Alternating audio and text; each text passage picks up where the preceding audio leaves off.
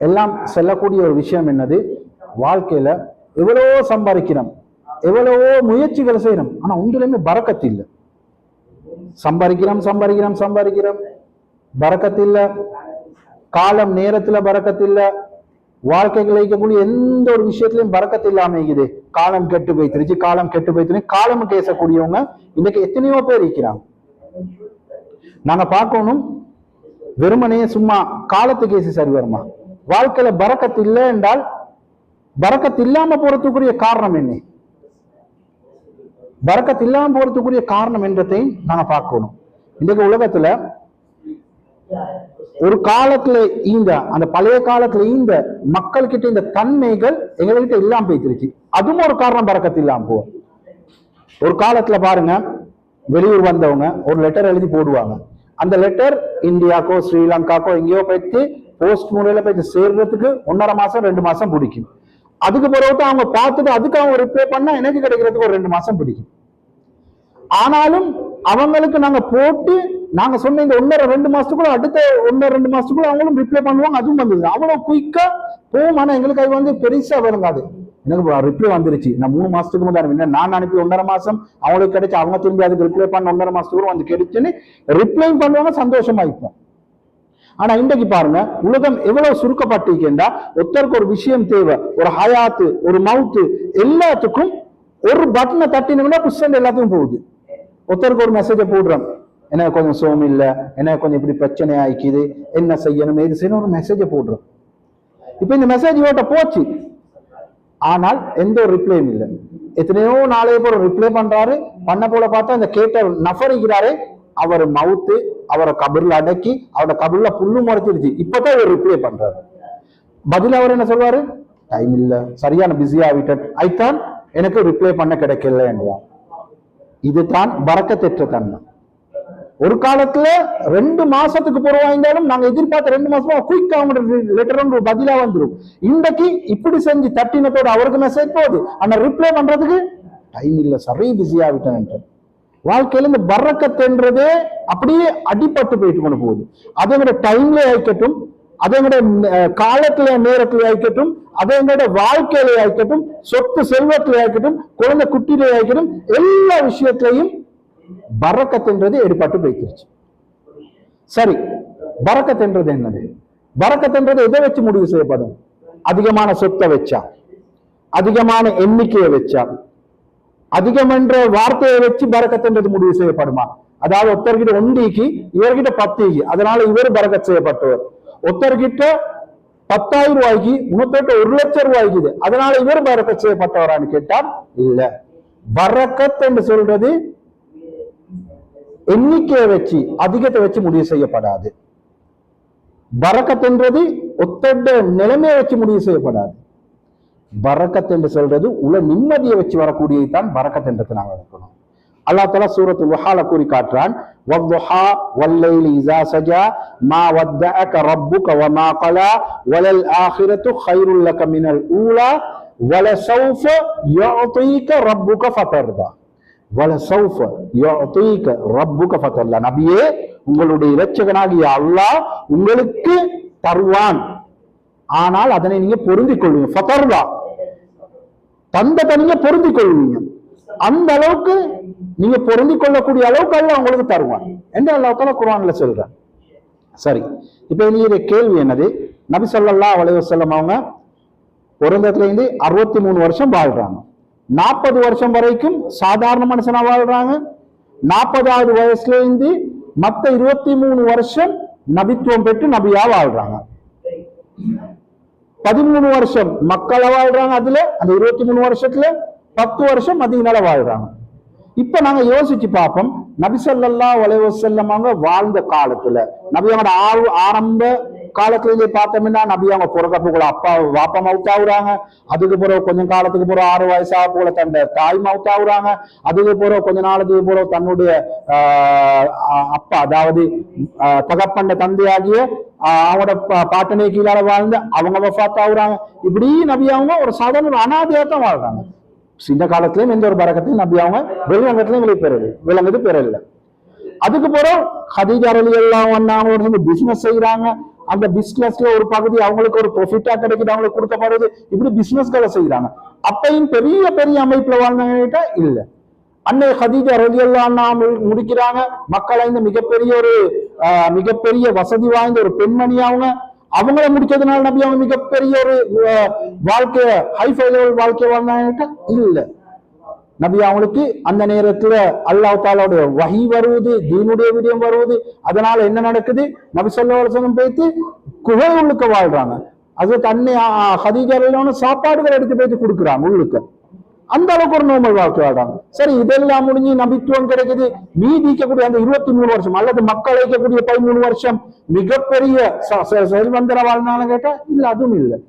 சரி, அப்புறம் மதீனாக்கு போறாங்க. மதீனாக்கு போனதுனால அல்லாஹ் ஹிஜ்ரத் செஞ்சு மதீனாக்கு போக சொல்றார். மதீனாக்கு போனதுனால மிகப்பெரிய சொத்து செல்வத்தோட வாழ்ந்தாங்க இல்ல, அங்கேயும் போய் நோமலா தான் வாழ்றாங்க. ஒரு சஹாபி வாராங்க, நபி அவங்க தூங்கி எழும்புறாங்க. நபி அவங்களோட முதுகுல பார்த்தா ஒரு ஈச்சம்பழம் இது ஒரு பாய் ஒன்றுடுங்க, அதுல எப்படி ஒருத்தர் தூங்கினா எலும்பக்கூடிய இடத்துல அந்த மார்க் நிக்கும். நபி அவங்கள வந்து பாக்குறாங்க, அந்த ஈச்சப்பழம் அந்த பாயினுடைய மார்க் முதுகுலைக்கு கேட்கிறாங்க, யார சூழல்லா இன்றைக்கு அல்லாவுக்கு மாறு செய்யக்கூடிய இந்த ரோமர்களாய்க்கட்டும் கைசர் கிஸ்ராவர்களாய்க்கட்டும் இவங்கெல்லாம் இப்படி வாழ்றாங்க, நீங்க யார சூழல்லா இந்த உலகத்தையே உங்களோட கால்கடியில போடக்கூடிய பெருமதியான நபி, ஆனா நீங்க இப்படியான ஒரு வாழ்க்கையை வாழ்றீங்களே. ஏன்னா அப்படியான வாழ்க்கையை தான் நபி அவங்க வாழ்ந்தாங்க. அப்ப அல்லாஹ் தஆலா குர்ஆன்ல சொல்றான், சூரத்துல் துஹால, நாங்க உங்களுக்கு தருவோம் ஃபதர்தா, நீங்க அதனை புரிந்து கொள்வீங்க. வலசௌஃப யுஅதீக ரப்புக ஃபதர்தா, உங்களுடைய இறைச்சவன் உங்களுக்கு தருவான், அதனை நீங்க புரிந்து கொள்வீங்க. அப்ப என்ன அல்லாஹ் தஆலா நபி அவங்களுக்கு கொடுத்தார்? சிந்திச்சு பாருங்க, என்னத்தை கொடுத்தார்? பெரிய மலையை தங்கமாக்கி கேட்டா நபி அவங்களுக்கு அல்லாஹ் கொடுப்பானா? நபி அவங்க கேட்டாங்களா? இல்ல. அல்லாஹ் கேட்காம கொடுத்தானா? இல்ல. துனியால நபி ஸல்லல்லாஹு அலைஹி வஸல்லத்துக்கு அல்லாஹ் தஆலா எந்த ஒரு துனியாவையும் கொடுக்கல. நபி அவங்கள்ட்ட இருந்தது ரெண்டு ஜுப்பா. ஒன்றை ஜும்மா நாளை கொடுக்கறதுக்கு வைப்பாங்க, மற்ற சும்மா நாளை கொடுக்கறதுக்கு ஜும்மா நாள். அல்லது யாராவது மிகப்பெரிய ஒரு பணக்கார அல்லது வேற நாட்டுல இருந்து மிகப்பெரிய போஸ்ட்ல இருக்கக்கூடிய அரசர்களோ அல்லது யாராவது நபி அவங்களை சந்திக்கணும் அவங்களோட முன்னு கொடுக்கறதுக்காண்டி வைப்பாங்க. மற்றவங்க நோமலான நேரத்துக்கு கொடுக்கறதுக்கு வைப்பாங்க. நபி ஸல்லல்லாஹு அலைஹி வஸல்லம் இந்த உலகத்தை விட்டு பிரியக்கூடிய நேரத்துல பெரிய பெரிய ஏக்கர் கணக்கு சொத்து, ஆடு, மாடுகள், ஒட்டகங்களை சேர்த்து வச்சு நபி அவங்க தானே இல்ல. ஆயிஷா ரலியல்லாஹு அன்ஹா சொல்றாங்க, நபி அவங்க மரணிக்கக்கூடிய நேரத்துல எங்களோட வீட்டுல லேம்ப பத்த வைக்கிறதுக்கு தேவையான எண்ணெய் இல்லைன்னு அடுத்த வீட்டுல போய் கடன் எடுத்துட்டு வந்தோம். நபி ஸல்லல்லாஹு அலைஹி வஸல்லம் சொந்தமான ஷீல்டுக்கு அந்த ஷீல்ட ஒரு யஹூதிகளை அடக வைக்கப்பட்டுச்சு. அப்ப எங்க போச்சு பரக்கத்? நபி ஸல்லல்லாஹு அலைஹி வஸல்லம் அப்ப வாழ்ந்தாங்க, என்ன கஷ்டத்தோடு வாழ்ந்தாங்களா? சும்மா உள்ளமெல்லாம் இதாகி வாழ்ந்தாங்கன்னு கேட்டா இல்ல. விளங்கிக்கோங்க, இந்த இடத்துல அதிகத்தை வச்சு இல்ல பரக்கத். பரக்கத்துன்னு சொல்றேன், நபி அவங்களுக்கு மிகப்பெரிய சொத்து செல்வம் இருந்துச்சு, மிகப்பெரிய குழந்தை குட்டிகள் இருந்தாங்க, மிகப்பெரிய இதுகளையும் சென்று வச்சு இல்ல. அல்லாஹ் தஆலா நபி அவங்களுக்கு எதனை கொடுத்தானோ நபி அவங்க அதை தூய்முன்னம் மன நிம்மதியோட மன விருப்பத்தோட அவங்க அதுல பொருந்தி கொண்டாங்க. இதுதான் பரக்கத் என்ற தொழிலுங்க. அதிகத்தை வச்சு பரக்கத்து இல்ல, அதிகத்தை வச்சு எந்த ஒரு பரக்கத்தும் இல்லை. அப்படி அதிகத்தை வச்சுதான் அந்த இடத்துல பரக்கத்துன்னு சொன்னா நபி அவங்க அல்லாஹ் சொன்ன வார்த்தை பொய்யாவும் நபி அவங்க அதை எக்ஸெப்ட் பண்ணல என்றமாயாவும் இல்ல. அல்லாஹ் கொடுத்தான், அல்லாஹ் சொன்ன வார்த்தை நபி அவங்களுக்கு கொடுத்தான், நபி அவங்க அதை எக்ஸெப்ட் பண்ணி மௌத்தாகக்கூடிய நேரத்துல நபி அவங்க அல்லாஹ் பொருந்திய விதமாகவும் அல்லாஹ் நபியை பொருந்து கொண்ட விதமாகவும் தான் நபி ஸல்லல்லாஹு அலைஹி வஸல்லம் தொட்டு போறாங்க. அப்ப நபி அவங்க பெரிய சொத்து செல்வங்களை விட்டு போனாங்கன்னா இல்ல, சொத்து செல்வத்தை விட்டுட்டு போகவும் இல்லை. அதுதான் பரக்கத். அல்லாஹ் தஆலா கொடுத்தத நபி ஸல்லல்லாஹு அலைஹி வஸல்லம் எக்ஸெப்ட் பண்ணினாங்க, அதான் அவங்களோட வாழ்க்கையில பரக்கத்தா மாறுச்சு. எனவே சங்கைக்குரியவர்களே, வாழ்க்கையில பரக்கத் என்று சொல்றது யாரும் நினைச்சிருவானம் வெறுமனே எங்கள்கிட்ட பெரிய பெரிய சம்பளம் ஒருத்தர் எடுக்கிறாரு, பெரிய சம்பளம் 10,000 50,000 என்று எடுக்கிறதுனால அவருடைய வாழ்க்கையில தான் பரக்கத்தான்னு கேட்டா இல்ல. ஒருத்தர் 100 ரியால் எடுக்கிறார் என்றால் சம்பளம், அந்த 100 ரியால் அவரோட 99 ரியால் வரைக்கும் அவருக்கு தேவையான எல்லா தேவையும் பூர்த்தி ஆயிடுச்சு. 1 ரியால் பேலன்ஸ் ஆகுது என்றால் அது அவருக்கு பரக்கத். ஒருத்தர் 100 ரியால் சம்பளம் எடுக்கிறாரு, அந்த 100 ரியாலையும் செலவழிச்சிட்டு 1 ரூபா கூட பேலன்ஸ் இல்லை, ஆனால் உள்ளத்துல நிம்மதியோட இரவுல தூங்குறாரு, நிம்மதியான வாழ்க்கையை வாழ்றாருண்டா இதுதான் பரக்கத். ஒருத்தர் மிகப்பெரிய மல்டி மில்லியனர் அல்லது பில்லியனராக இருக்கிறாரு. ஆனால் ஒரே யோசனை, இந்த கம்பெனி எப்படி நான் மேல், அதை விட நான் எப்படி மேல போறேன். இன்னைக்கு மிகப்பெரிய பணக்காரர்களோட பிரச்சனை இதுதானே. எடுத்து பாருங்க. இன்னைக்கு அவரு ஏதாவது ஒரு கம்பெனி ஏதாவது ஒரு பெரிய இதை வச்சு நடத்துறாரு. உலக அளவுல விஐபி அப்படியான்னு நம்ம. ஆனாலும் சொல்லுவார், நான் இப்போ உலகத்துடைய அமைப்புல 3வது இடத்துல இருக்கிறேன், நான் எப்படியாவது 1வது இடத்துல வரணும். இந்த கவலையோட தான் இருப்பாரு. அந்த 1வது இடத்துல வர்றதுக்காக வேண்டி எந்த ஹராத்தையும் செஞ்சு முன் வர்றதுக்கு முன் பார்ப்பார். சங்கைக்குரியவர்களே, வாழ்க்கையில பரக்கத்தை நாங்க எதிர்பார்க்கணும்னு அந்த பரக்கத்தை சொல்றது வெறுமனையே நாங்க இதோட இல்லை, அதாவது அதிகத்தை வச்சோ எண்ணிக்கையை வச்சோ பரக்கத்தைன்றதை எதிர்பார்க்கல. காலத்துல நேரத்துல பரக்கத்தை பெறறதுக்கு நாங்க என்ன செய்ய வேணும் என்றதை பார்க்கணும். கால நேரத்துடைய பரக்கத்தை எதுல எங்களுக்கு கிடைக்கும் என்றதை பார்க்கணும். காலத்துடைய எங்களுடைய நேரத்துல பரக்கத் செய்யணுமா, நாங்க எங்களோட காலை நேரத்தை ஆரம்பத்திலே குர்ஆனோட ஸ்டார்ட் ஆக்கணும். அல்லாஹ் தஆலா குர்ஆன்ல தான் எங்களோட காலத்துல நேரத்துல அல்லாஹ் தஆலா பரக்கத்தை வச்சுக்கிறான். குர்ஆனோட காலையில குர்ஆனோட நாங்க எங்களோட காலை நேரத்தை ஆரம்பிக்கக்கூடிய நேரத்துல அல்லாஹ் தஆலா அதுல பரக்கத்தை வச்சுக்கிறான். வாழ்க்கையில சொத்து செல்வங்கள்ல குழந்தை குட்டியில எப்படி பரக்கத்து ஏற்படும், குழந்தை குட்டியில எங்களை எப்படி பரக்கத்துகள் ஏற்படும். ஒருத்தருக்கு ஒரு குழந்தை இருக்குது, அந்த ஒரு குழந்தையால அவருடைய பேர் உயரப்படுவது என்றால் இதுதான் பரக்கத்து. ஒருத்தருக்கு 10 பிள்ளை இருக்குது, கேட்டா சொல்லுங்க, உங்களோட மகன் தான் நான் இப்போ கூட அடிச்சுட்டு ஓடினாரு, உங்களோட மகன் தான் அதான் அதை பாருங்க அந்த அந்த பிரச்சனை ஒன்று படுத்தி இதா ரோட்ல போலீஸ்ல பிடிச்சிட்டு போறான், உங்களோட மகன் தான் ட்ரக்ஸ் விற்கிறான், உங்களோட மகன் தான் அப்படி செய்யறான் என்று சொல்லி 10 குழந்தைகள் இருக்கிறது பரக்கத்து இல்லை. ஒரே ஒரு குழந்தை, அந்த ஒரு குழந்தையால என் பேர் உயருது. சொல்றாரு, உங்களோட மகனா இந்த கண்டனையப்பா பள்ளியில, உங்களோட மகனா, உங்களோட மகனதான் மாஷா அல்லாஹ் அன்னைக்கு அந்த இது ஓதி கொண்டிருக்கிறாரு, உங்களோட மகனா நேத்து அவரு அந்த சர்டிபிகேட் எடுத்தது இஃபுஸ் முடிச்ச உங்களோட மகனா என்று ஒரு மகனை கொண்டு அல்லாஹ் தஆலா இந்த பேர் உயர்த்தி வைக்கிறானா, அதுதான் பரக்கத். பல குழந்தைகளை கொண்டு பாருங்க, அந்த அந்த காலத்துல இந்த என்ன செய்வாங்க, இந்த குறைஷிகள் என்ன செய்வாங்க, ஒருத்தருக்கொத்தர் பெருமை அடித்துக் கொள்வாங்க. பாருங்க எங்கட குடும்பம் எங்கட வம்சங்கள் எப்படியானது, எவ்வளவு பெரிய குடும்பமா நாங்க இருக்கிறோம் என்று. குடும்பத்தை கொண்டோ வம்சத்தை கொண்டோ குழந்தைகளை கொண்டோ பரக்கத்தை ஏற்படுறதும் இல்லை, பெருமை வாரதும் இல்லை. அதெல்லாம் வாரது அது உண்டாயிருந்தாலும் அல்லாஹ் தஆலா எங்களோட வாழ்க்கையில தான். சிலவங்க பாருங்க, வாழ்ந்த வாழ்க்கை குறுகிய கால வாழ்க்கை தான், ஆனால் இன்றைக்கும் அவங்களோட பேர் நினைச்சு நிற்கும். வாழ்ந்திருப்பாங்க 100 வருஷத்துக்கு முத, 1000 வருஷத்துக்கு முத வாழ்ந்திருப்பாங்க, ஆனால் இன்றைக்கும் அவங்களோட பேர் நிலைச்சு நிற்கும். இதுதான் பரக்கத். இமாம் நவவி ரஹ்மத்துல்லாஹி, இமாம் நவவி ரஹ்மத்துல்லாஹி வெறுமனே இந்த உலகத்துல வாழ்ந்தது 45 அல்லது 46 வருஷம் தான். 45 46வது வருஷத்துல அவங்க வஃபாத் ஆகுறாங்க ரஹ்மத்துல்லாஹ். சங்கைக்குரியவர்கள், இன்றைக்கு அவங்களோட கிதாப்கள் ஓதி கொடுக்கப்படுவது. ஷரஹ் முஸ்லிம், முஸ்லிமுடைய ஷரஹ், முஸ்லிமுடைய வரையுறையாக ஓதி படிச்சு கொடுக்கப்படுது மதரசாக்கள்ல. இன்றைக்கு படிச்சவர்களாயிருந்தாலும் பாமரர்களாயிருந்தாலும் எடுத்து வாசிக்கக்கூடிய ஒரு கிதாப் அவங்களோட கிதாப் தான். எல்லா பள்ளியிலையும் எல்லா பாஷையிலும் பெற்றுக்கொள்ளப்படக்கூடிய ஒரு கிதாப் அவங்களோட கிதாப் தான். என்னது? ரியாதுஸ் சாலிஹீன். ரியாதுஸ் சாலிஹீன் எழுதினது இமாம் நவவி ரஹ்மத்துல்லாஹி. வஃபாத் ஆகுறாங்க வெறுமனே 45 அல்லது 46 வயசு தான் வாழ்ந்துட்டு ஆகுறாங்க. ஆனால் இன்றைக்கு அவங்களோட கிதாப் ஒவ்வொரு படிச்சவர்கள் படிக்காதவர்கள் ஒவ்வொரு பாஷைக்கூடிய மக்களும் இன்றைக்கு படிச்சு கொண்டுதான் வாசிச்சு கொண்டுதான். இதுதான் பரக்கத் என்று சொல்றது. வாழ்ந்த காலம் கொஞ்சம் தான், 80 வருஷம் 90 வருஷம் 100 வருஷம் வாழ்றது இல்ல பரக்கத். சங்கைக்குறிகளே, இந்த பரக்கத்தை நாங்க பெறணும். இந்த பரக்கத்தை எங்கள்ல வரணும்.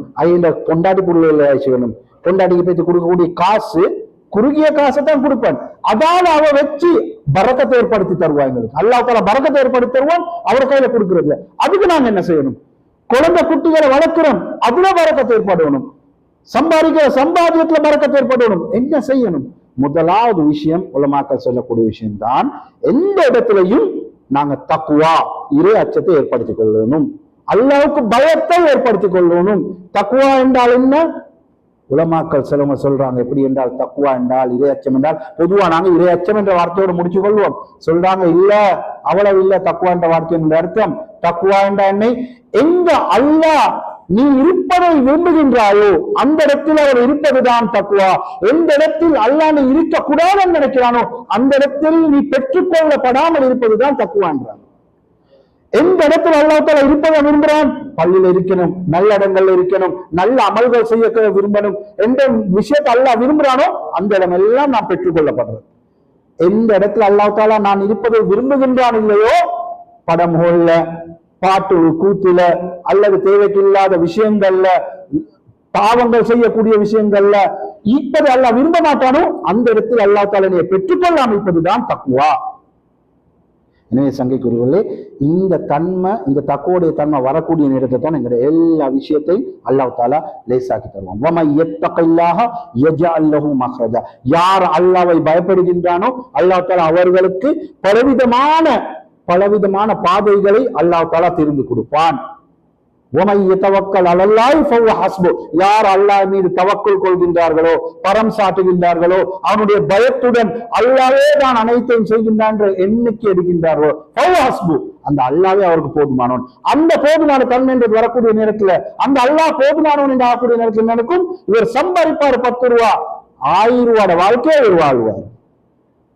அந்த தன்மை வரையில்லாதவர் 1 லட்சம் ரூபாய் சம்பாதிப்பாரு, ஆனாலும் போதாண்டி இன்னும் ஹராமான முறைகளையும் பாவமான முறைகளையும் சம்பாதிப்பதை தேடுவார். எப்ப ஒரு மனிதன் பாவங்களை, அல்லாஹ்வுக்கு பயத்தை விட்டு பாவமான காரியங்கள் மூலமா சம்பாதிப்போம் என்று நினைக்கின்றானோ, இந்த நேரத்தில் இவருக்கு வரக்கூடிய ரிஸ்குடைய வாயல்கள் அனைத்தும் மூடிப்பட்டுவிடும். இப்ப பரக்கத்து இல்லை. ரிஸ்குடைய வாயல்கள் எல்லாம் இவன் நினைக்கிறாரு, நான் அராத்துல செஞ்சாதான் எனக்கு சரியான முறையில் வாழ்ந்துட வேண்டாம், 100 ரூபாய் தான் கிடைக்கும், கொஞ்சம் அப்படி இப்படி வாழ்ந்துட வேண்டாம், 1000 ரூபாய் மாறும் நினைக்கிறாரோ, இப்ப இவர் வெளிரங்கத்துல கூட எடுக்கிற மாதிரி வேணும். ஆனால் இவருடைய பாவத்தின் காரணமாக, இவருடைய இந்த குற்றத்தின் காரணமாக இவருக்கு வரக்கூடிய அந்த நலவுகள் நின்று இவருடைய வாழ்க்கையில பரக்கத் இல்லாமல் ஆகிவிடும் என்றதை நினைக்கும். எனவே சங்கைக்குரியவர்களே, அதே போல மிக முக்கியமான விஷயம் தான், எப்பெல்லாம் எங்களுக்கு தனிமைகள் கிடைக்கின்றதோ அந்த நேரத்தில் அல்லாஹ் மிக பயப்படுறது மிக முக்கியமான விஷயம். தனிமைகளுடைய நேரத்துல, தனிமை ஆய்க்கிறமே ஹல்வத் என்று சொல்லுவோம், இந்த நேரத்துல தான் மிக முக்கியமான 2 விஷயம் எங்களை குறிக்கிறது. தனிமையுடைய நேரத்துல என்ன, தனிமையுடைய நேரத்துல யா அல்லாஹ் நான் இவ்வளவு பாவங்களை செஞ்சுட்டேனே யா அல்லாஹ்னு நினைச்ச அழுவையும் மேலும் நல்ல ஒரு சந்தர்ப்பம் கிடைச்சிருச்சு, யாருமே இல்லை, போட்டு விளையாடுவோம், போனை ஓப்பன் பண்ணுவோம், அல்லது என்னது பாவத்தை செய்வோம் என்று செய்யறதுக்கு சந்தர்ப்பம். இந்த 2ல யாரு ஹல்வத்துல இருந்து யா அல்லாஹ் நீ எனக்கு எவ்வளவு ஆப்பர்ச்சுனிட்டி தந்தாயா, எவ்வளவு சந்தர்ப்பத்தை தந்திக்கிறாயா, இப்படி தந்தும் எனக்கு தெரியாமலே இந்த கண்ணால பாவத்தை செய்யறேன் யா அல்லாஹ், எனக்கு சக்தியை தந்து காலால பாவத்தை செஞ்சு கொண்டிருக்கிறேன் யா அல்லாஹ், எனக்கு சக்தியை தந்து நீ தான் தந்தாய், இந்த கையால நான் பாவத்தை செஞ்சு கொண்டிருக்கிறேன் யா அல்லாஹ் நினைச்சு இந்த தனிமையில இந்த ஆட்கள முன்னுக்கு அழுவ போல ஒரு வெக்கம் வரும். எந்த அளவுக்குண்டா இங்கே பொறுத்தவரை ஆட்கள முன்னுக்கு கையேந்து துவா கேட்க வேண்டும், ஏன்னா தொடர்ந்து முடிஞ்சு எல்லாம் பேசிடுவாங்க, நான் மட்டும் இப்படி கேட்டு பண்ணி ஒரு வெக்கம். அப்ப ஆட்கள் இல்லாம தனியக்கூடிய நேரத்துல அழுந்தாலும் விளங்காதியா இருக்கும். அதனால என்னது, அந்த நேரத்துல ஒரு துளி வாரதுக்கு தானே இந்த துளிக்குதே, இந்த துளி நரகத்துடைய நெருப்பை அணைக்கிறதுக்கு காரணமாகும். இந்த தனிய ஹல்வத்துல இருந்து நாங்க அழக்கூடிய இந்த ஒரு துளிக்கு தானே இது நரகத்துடைய நெருப்பு. அது 300 வருஷம் நெருங்கிக்கக்கூடிய நெருப்பா இருந்தாலும் இந்த ஒரு துளி போய்த்து அணைச்சிரும். அதே நேரத்துல சந்தர்ப்பம் கிடைச்சிருச்சு, தண்ணி ஐக்கிறேன், அடிப்பம், பாவம் எல்லாம் செய்யும், யாரு பார்க்க வைக்கிறேன், அல்லாஹ் தானே, இன்னும் டைமிங்க தௌபாவை செஞ்சு கொள்ளலாம் என்று நாங்க அந்த விஷயத்தை தேர்ந்தெடுக்கணும்டா. வாழ்க்கையில எந்த ஒரு நிலையும் எதிர்பார்க்கல. நபி ஸல்லல்லாஹு அலைஹி வஸல்லம் அவங்க சொன்னாங்க ஒரு ஹதீஸ்ல, ஹபான் மன்சூரான்னு சொன்னா ஒன்றுமே இல்லை, சும்மா பஞ்சுகளாக ஒன்றுமே இல்லாததாக எங்களுடைய கியாமத்தினால் அமல் ஆகும். எப்படியான அமல்? ஒரு குரூப் என்னுடைய உம்மத்துல நபி அவங்க சொன்னாங்க வருவாங்க, அமல்களை எடுத்துக்கொண்டு வருவாங்க, அந்த மலை அளவுக்கு நன்மைகள் எடுத்துக்கொண்டு வருவாங்க. வந்த மக்கள் எந்த ஒண்ணுமே இல்லாம ஹபான் மன்சூரா போல பஞ்சா சிதறக்கூடிய மலைகளை போன்று பஞ்சுகளா அவங்க அமல்கள் சிதறிவிடும். காரணம் என்னண்டா வேற ஒன்றும் இல்லை, தனிமை இழைக்கக்கூடிய நேரத்தில் அல்லாஹ்வுக்கு மாற்றம் செய்வாங்க. தனிமைகள் கிடைச்சா அல்லாஹ்வுக்கு மாற்றம் செய்யறது, பாவம் செய்யறதை செய்வாங்க. இவங்க எவ்வளவு நன்மை செஞ்சுட்டு வந்திருந்தாலும் அல்லாஹ் தஆலா அதனை அவனைத்தையும் பஞ்சுகளை போன்று பறக்க செய்து விடுவான். எந்த ஒரு கேரையும் அல்லாஹ் தஆலா எடுக்க மாட்டான் என்று சொன்னாங்க. அல்லாஹ் தஆலா அப்படியான கூட்டத்தை விட்டு நம்ம நேரம் பாதுகாக்கணும்.